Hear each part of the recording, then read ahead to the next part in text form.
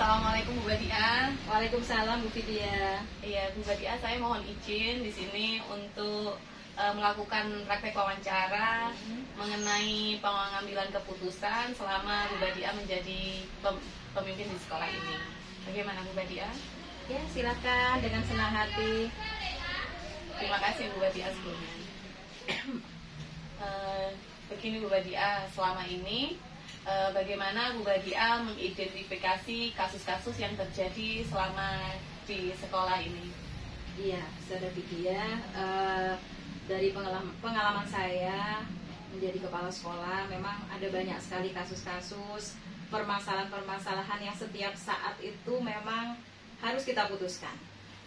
Nah, beberapa kasus itu sangat sulit diputuskan karena memang dari kasus itu kita sulit memutuskan. Di satu sisi ini dapat dibenarkan, di sisi lain juga dapat dibenarkan. Nah, ini memang keputusan yang sangat sulit ketika kita dihadapkan pada permasalahan seperti itu. Kadang memang kita memikirkan tentang toleransi, kemudian juga sisi kemanusiaan yang membuat kita sulit untuk memutuskan ketika kasus ini kita putuskan seperti ini akan berdampak kepada siapa, seperti itu. Kemudian kasus lain juga yang kita identifikasi, ada kasus yang kita harus memutuskan kasus ini benar atau salah, seperti itu.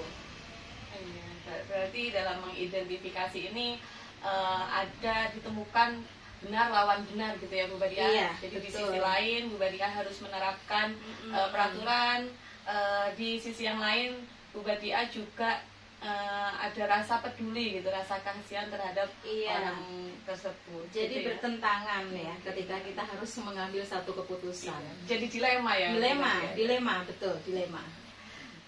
Lalu selama ini bagaimana Bu Badia dalam menjalankan pengambilan keputusan, terutama kasus yang benar lawan benar atau sama-sama mengandung nilai kebajikan? Nah, ini keputusan yang sulit ini Bu Vidya ya, karena benar melawan benar. Ini kepentingan A dan B sama-sama bisa dibenarkan.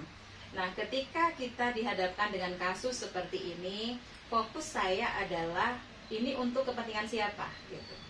Nah, karena saya di sini menjadi penanggung jawab sekolah, ya fokus utama saya adalah ini harus pada kepentingan sekolah dulu. Nah, kita juga menerapkan aturan. Nah, memang di sisi lain itu ada pertentangan ya, sisi kemanusiaan. Saya ambil contoh kasus guru yang izin karena anak sakit misalnya gitu ya. Di sekolah ini kan ada 5 kelas.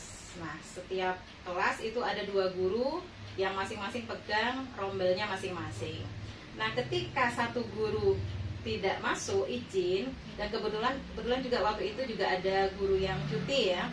Jadi ya tentu saja kekurangan guru, sehingga kelas kan tidak kondusif kalau kekurangan guru. Nah, ketika si guru A itu izin untuk tidak masuk karena anaknya sakit, sisi kemanusiaan kan muncul di situ. Kasihan, anaknya sakit, tidak ada yang menjaga, harus ditemani, harus didampingi orang tuanya, harus didampingi guru A. Nah, satu sisi kelas ini juga membutuhkan guru. Baik Bu Badia, menurut Bu Badia, hal-hal apa saja yang Bu Badia anggap efektif dalam pengambilan keputusan mengenai dilema etika ini? Ya, seperti yang tadi sudah saya sampaikan bahwa kasus yang masuk dalam kasus dilema etika ini memang kasus yang sulit ya. Tapi hal yang efektif menurut saya ketika kita harus memutuskan ini, itu adalah adanya SOP. Ketika SOP sudah kita buat, ini akan menjadi senjata kita, bahwa ini sudah diatur, aturan sudah ada, SOP sudah ada. Jadi kita bisa memutuskan suatu permasalahan atau kasus tidak berdasarkan opini, tapi ada aturan yang sudah ditetapkan. Seperti itu. Baik Bu Badia,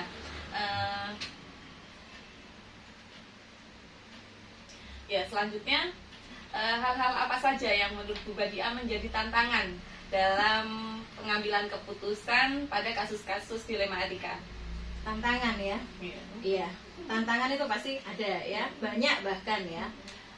Ketika kasus dilema etika itu harus ada keputusan, tantangan yang saya hadapi itu adalah terkait dengan masalah perasaan mungkin ya. Karena kita ada perasaan tidak enak, perasaan ya apa ya, ragu untuk memutuskan. Ketika kita berhadapan dengan guru yang kita anggap guru senior, guru yang lebih tua, atau mungkin juga latar belakang pendidikannya lebih tinggi daripada kita. Tapi itu sejalan waktu ya, dan juga pengalaman kita untuk mengambil keputusan ini ya, kita semakin terlatih ya, dan lebih berani untuk mengambil keputusan. Kalau di awal-awal mungkin iya seperti itu. Iya, jadi tantangan ini menjadikan Bu Badia lebih lihai gitu ya, lebih belajar banyak dalam menyelesaikan keputusan-keputusan yang lain. Terakhir Bu Badia, dari semua yang disampaikan tadi, pembelajaran apa yang bisa dipetik dalam Bu Badia mengambil keputusan pada kasus-kasus dilema etika? Iya, jadi saya bisa mengambil pelajaran bahwa membuat keputusan itu tidak bisa langsung kita putuskan begitu saja, tapi harus ada identifikasi, analisis, sehingga kita memberikan keputusan itu sesuai. Jadi tidak asal-asal begitu ya.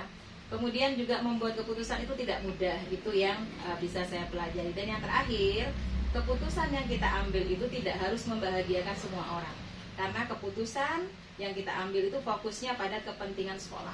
Karena ini sekolah, jadi kepentingan sekolah yang dalam hal ini juga fokusnya ke murid ya, berpusat pada murid, seperti itu. Masya Allah, Bu Badia dalam mengambil keputusan ini harus bijaksana memang ya Bu Badia ya. Jadi bukan karena bisa menyenangkan semua orang, tapi untuk kebaikan kita bersama. Iya, betul seperti itu ya Bu Badia ya.